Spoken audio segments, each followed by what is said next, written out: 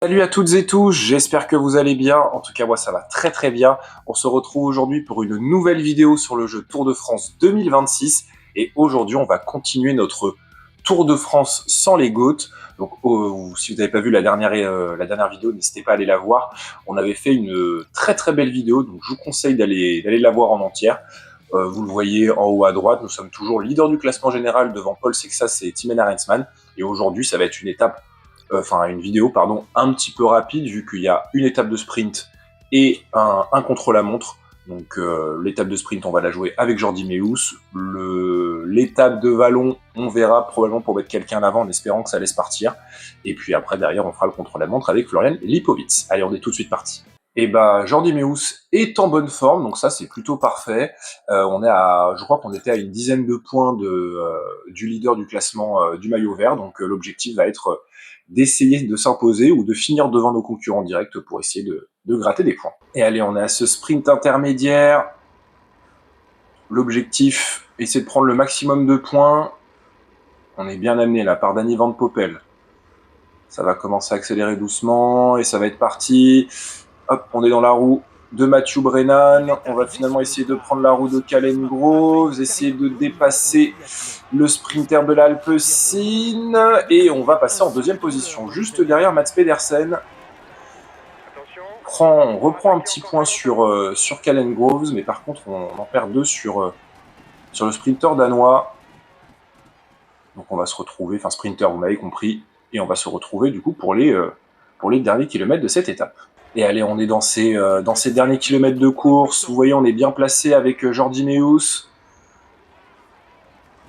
On est bien amené là par notre équipe. On est dans la route de Danny Van Poppel. Encore 3 km. Le peloton prépare maintenant l'emballage final.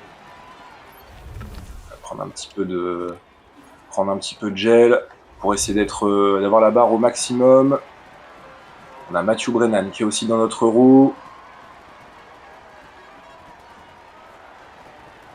Oh là là, voilà, il s'est décalé. On a Jane Lay là qui est en train de nous gêner. Allez, on arrive dans ce dernier kilomètre. Allez, ça va être parti. Il va falloir faire attention à ne pas être gêné. C'est parti. Allez, on essaie de déborder face à Calen Groves. Il y a Paul Magnier. Attention, est-ce qu'on va... Ah non, on n'a plus d'énergie. C'est une victoire de Dorian Godon. Victoire de Dorian Godon. Alors, on est peut-être parti un petit peu tôt. On s'est retrouvé un peu bloqué au début du sprint. Mais bon, je crois que normalement, on vient chercher une deuxième place. Et victoire de Dorian Godon devant Jordi Meus et Emilien Janière. C'est Michael Matthews qui prend la 4e place devant Arnaud Delis et Bittner. Olaf Koy prend la 7e place devant Milan Fretin et Warren Scholl. Et c'est Tom Skuns qui prend la 10e place. Mathieu Brennan et Mats Pedersen sont complètement passés à côté de leur sprint. Et ce qui fait qu'au classement général, alors je vois qu'il y a eu... ça c'est pas très important. Mais surtout, ce qui était important, c'est qu'au classement du maillot vert, on passe premier avec Jordi Meus avec 6 petits points d'avance sur Mathieu Brennan et Mats Pedersen. Donc normalement, on devrait réussir à le garder jusqu'à la fin de la première semaine. Donc c'est une plutôt bonne nouvelle, vu qu'on a du coup le maillot jaune avec Lipovic, on a le maillot à pois avec Dani Martinez, et le maillot vert avec Jordi Meus. Et allez, deuxième étape de cette vidéo, l'étape entre Malmort et Ussel. Étape classée en vallon, mais vu que c'est très irrégulier comme étape, possibilité que l'échappée aille au bout, on verra bien ce que ça donne. En tout cas, nous, on va essayer de voir pour essayer de placer quelqu'un à l'avant. Ah, bon, personne n'est en bonne forme. Donc, ce qu'on va faire, c'est qu'on va envoyer Dani Martinez à l'avant. Van Gils, on va le laisser dans les roues vu qu'il est en mauvaise forme. Et puis, on va essayer d'aller gratter des points pour continuer de prendre de l'avance au classement par points. Et on est dans cette côte de Bénat. 7 km à 3,9% de pente moyenne. Vous voyez, on a réussi à partir, mais on n'est pas non plus... on n'a pas une si grosse avance que ça. Le peloton roule derrière nous. Vous voyez, on a Jorgen Jegat, Romeo, Scaroni, Van Wilder, Pluimers qui sont dans ce groupe.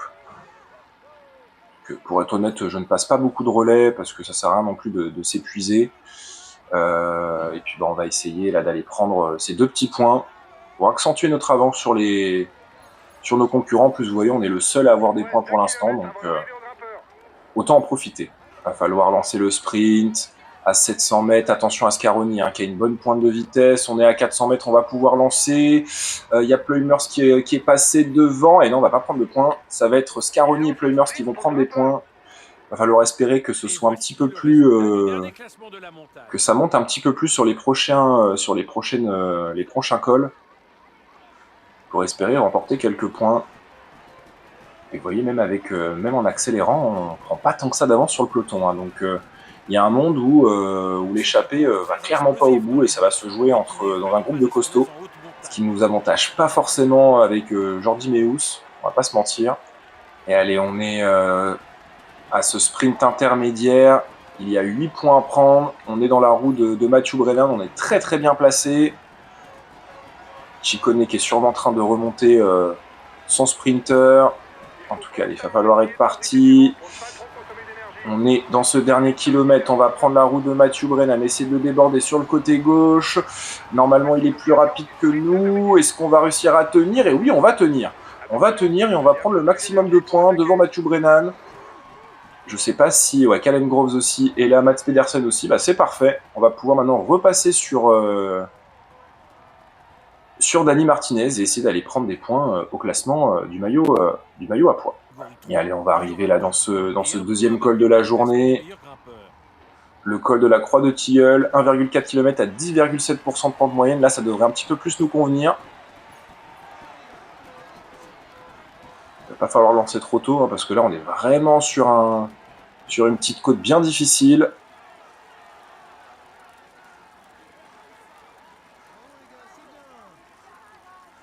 Allez, on voit Jan Van Wilder est en train de lancer à 600 mètres du sommet. On va essayer de prendre sa roue, essayer là de bien se placer pour être bien à l'intérieur. Pas lancer trop tôt. Allez, on est aux 200 mètres, on va pouvoir tenter d'accélérer. On va passer. On va passer en tête, sans souci cette fois-ci. On l'a dit, dès que ça monte, ça va nous avantager. Et en plus, on prend de l'avance là sur le peloton à un peu plus de 100 km de l'arrivée. Donc c'est parfait. Et allez, on est dans cette côte de Neuviaille. 2,8 km, 5,8% de pente moyenne. Eh ben, écoutez, hein, je ne vais pas vous mentir. Dans la petite descente, ils n'ont pas suivi. Donc moi, je vais continuer comme ça et puis je ralentirai après. Il n'y a aucun intérêt pour nous là de les attendre. Ça nous fait un petit point gratuit. Tant qu'il y aura ces soucis en descente, bah écoutez, on va pas non plus se priver. Hein. Et on est dans cette côte du Sukhumets, 4 km, 7,3% de pente moyenne. Pleumers et Van Wilder ont déjà lâché. Finalement, je pense que beaucoup de gens sont encore un peu fatigués là, des efforts de la première semaine. Donc nous, il faut en profiter là pour aller prendre encore des points. Alors, on essaye de durcir. Dans tous les cas, je pense pas que ça ira au bout. Hein. Vous voyez, l'avance n'est pas non plus énorme. L'objectif là, c'est de passer en tête là. Ah, Jordan Jegat aussi a lâché. Il n'y a plus que Scaroni et Roméo dans ma roue. Attention parce que quand même Scaroni c'est pas le dernier non plus. Oula, voilà, on s'est complètement raté sur le virage. Heureusement sans conséquence. Il va falloir lancer le sprint et essayer d'aller récupérer ses points. Mais j'ai l'impression que ça va le faire hein, assez tranquillement. Ouais, ça va le faire tranquillement. Et on passe une nouvelle fois en tête. Hormis la première côte, on n'a pas eu trop de soucis. Et donc on va se retrouver maintenant pour je crois c'est l'avant-dernière ascension, l'avant-dernière ascension de cette étape. Et on est dans cette côte de paye, 4,9 km, 5,9% de pente moyenne, mais c'est là qu'il va falloir faire les efforts les plus difficiles, là dans les pourcentages à plus de 10%, pour faire mal à nos adversaires. Parce qu'après, le sommet est un petit peu plus plat, donc ça correspond un peu moins à nos qualités. Et en plus, vous voyez, le peloton est pas si loin derrière, à peine à plus d'une minute. Donc sûrement qu'après ça, on passera sur Lipovic hein, pour ne pas se faire avoir. Allez, on est dans ce dernier kilomètre. Il va pas falloir se louper. C'est la dernière occasion de prendre 2 points dans cette étape. Allez, c'est parti, à 500 mètres, Roméo qui a lâché, c'est parfait. Manque plus que Scaronis qui va avoir l'énergie de nous passer. Et non, il n'aura pas l'énergie. On passe devant, c'est parfait. Et donc maintenant, je vais passer sur Florian Lipovic, on va se retrouver dans la dernière ascension du jour. Et on va rentrer dans ces 5 derniers kilomètres de course. Et malheureusement, ça sent le tapis pour Mats Pedersen. Je crois qu'il était présent. Donc j'ai essayé d'attaquer plusieurs fois, que ce soit avec Van Gils, avec avec tous nos équipiers d'ailleurs, avec Jane Lane, mais malheureusement ça ne l'a pas fait. Donc on va essayer quand même de faire ce sprint avec Lipovic, on sait jamais, pour limiter au maximum la prise de points de Mats Pedersen. Et vous voyez là le train de la Lidl Trek. Ça va être très difficile de faire quelque chose. On arrive dans les 2 derniers kilomètres.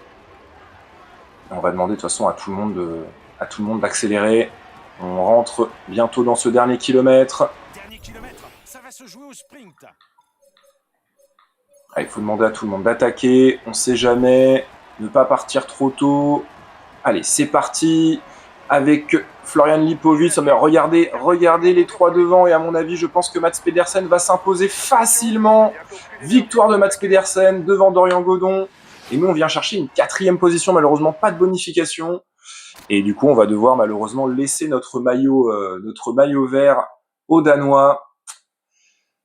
Mais bon, pas de regret. En tous les cas, on ne serait pas passé avec, vous voyez, la forme de Jordi, on ne serait absolument pas passé, donc pas de regret. Et victoire de Mats Pedersen devant Dorian Godon et Mauro Schmid. C'est donc Florian Lipovic qui prend la 4e place devant Jorgensen et Sexas.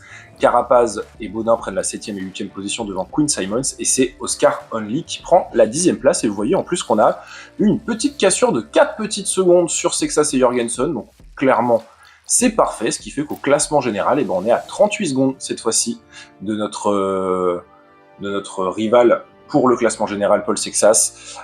Sinon, comme je vous l'ai dit, au classement du maillot vert, pour 6 petits points, Mats Pedersen repasse devant. On est toujours aussi un petit peu plus de 5 points d'avance sur Brennan. Donc la 2e semaine va être très intéressante pour le maillot vert. Et puis pour le maillot à pois, on prend encore quelques petits points d'avance. Donc on est sûr d'entamer la 2e semaine de Tour de France avec le maillot à pois. Et allez, dernière étape de cette vidéo, contre-la-montre entre Libourne et Saint-Émilion, 31 km. On a un bon rouleur en la personne de Lipovic, donc l'objectif va être de garder notre maillot. Va falloir faire attention parce que du Arensman, du Ayuso ou même du Almeida peuvent être très dangereux. Donc va falloir être très concentré, surtout en plus qu'il y a des risques de pluie.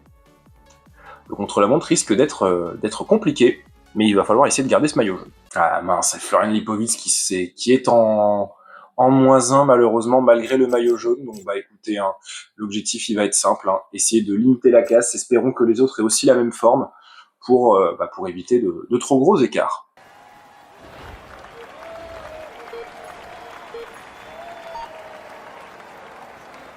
Et allez, on est parti pour ce contre-la-montre. 31 km à effectuer.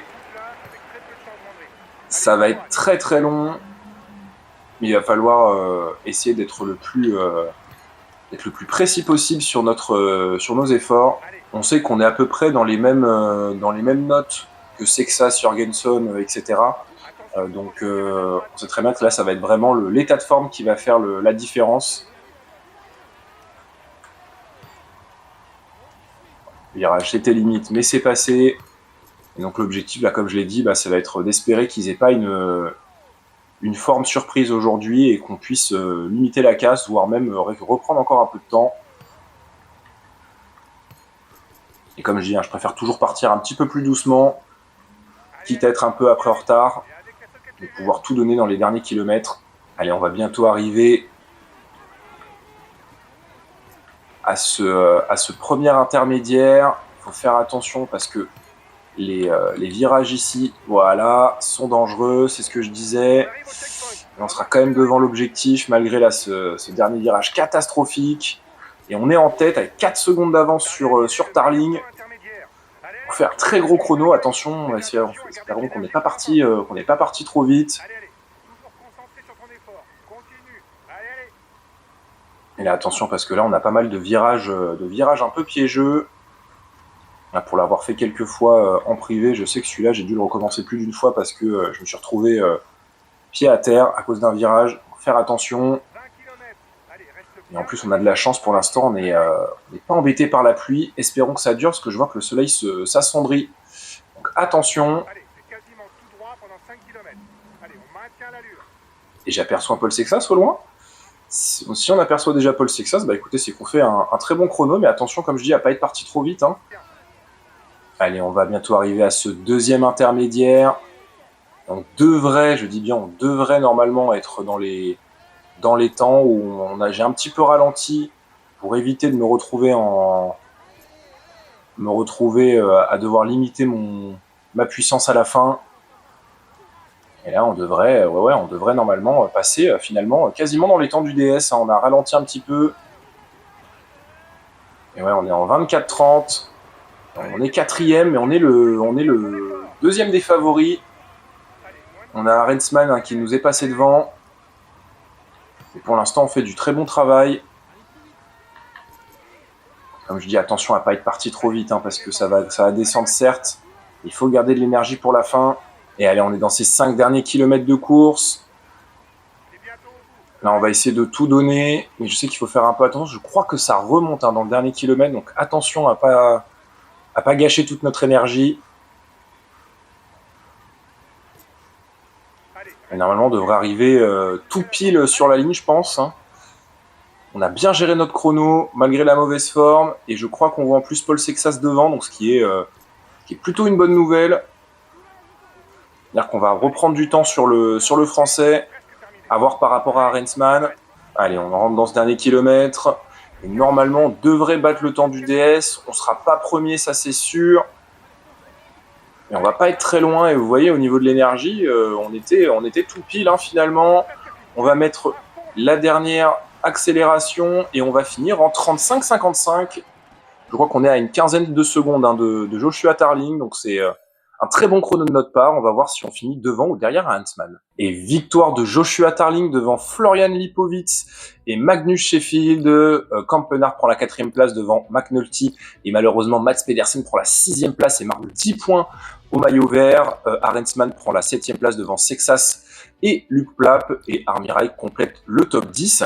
Et donc c'est vraiment pas mal, hein, parce que du coup, avec cette 2e place à 8 secondes de Tarling, bah, ça fait qu'on reprend 10 secondes à Rensman, on reprend plus de 20 secondes à Sexas et quasiment 1 minute à Almeida, hein, qui est vraiment pas dans une bonne forme. Et ce qui fait qu'au classement général, c'est Rensman qui prend l'avantage sur Sexas. On a quasiment 1 minute d'avance sur le Hollandais. 4e, Ayuso qui n'a pas fait un très bon chrono. Vous voyez, tout le monde était quasiment fatigué, sauf Mauro Schmid. Donc pas sûr qu'à mon avis, il soit le leader pour le classement général.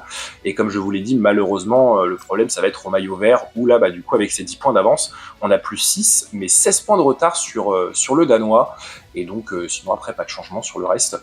Pas de changement sur le reste des classements. Et voilà, c'est tout pour cette vidéo. J'espère qu'elle vous aura plu. Écoutez, on aura été chercher une belle 2e place, une 4e place et une nouvelle 2e place. Donc, pas de victoire, mais on reprend du temps sur nos concurrents directs au classement général. Et puis au maillot vert, certes, Mats Pedersen prend une petite avance, mais c'est loin d'être fini, parce que là, dans la 2e vidéo, vous le voyez, on aura une étape pour les leaders du classement général, et puis après, on aura 2 étapes de sprint pour essayer de récupérer ce maillot vert. En tout cas, si cette étape vous a plu, n'hésitez pas à laisser un like, un commentaire et à partager la vidéo autour de vous. N'hésitez pas surtout à vous abonner pour suivre la suite de cette série. En attendant, prenez soin de vous, c'est le plus important. Ciao, ciao.